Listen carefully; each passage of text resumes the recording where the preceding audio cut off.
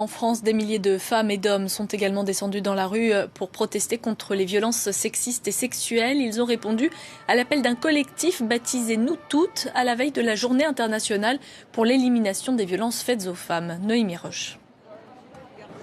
Parées de violer, ces femmes sont venues par milliers réclamer la fin des violences sexistes et sexuelles. La couleur féministe a été choisie par le mouvement Nous Toutes à l'origine de la manifestation.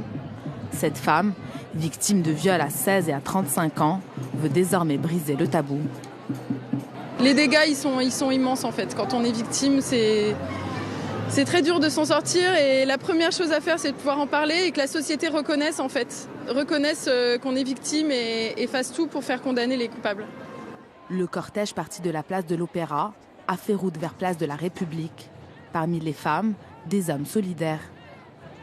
Je suis là pour représenter un petit peu et pour montrer aussi qu'il n'y a pas que les femmes qui doivent être là, mais des hommes aussi, parce que c'est assez universel. C'est très important parce que vivre dans une société où femmes et hommes sont épanouis, c'est la chose la plus importante, je crois.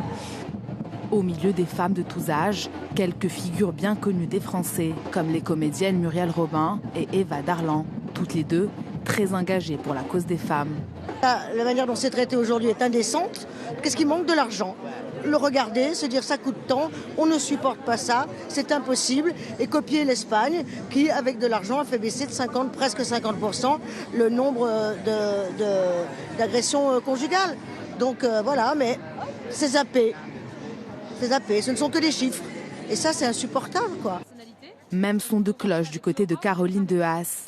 L'initiatrice du mouvement estime aussi qu'il faut investir massivement pour faire baisser les violences. On a besoin que le président de la République mette sur la table 1 milliard d'euros pour en finir avec les violences.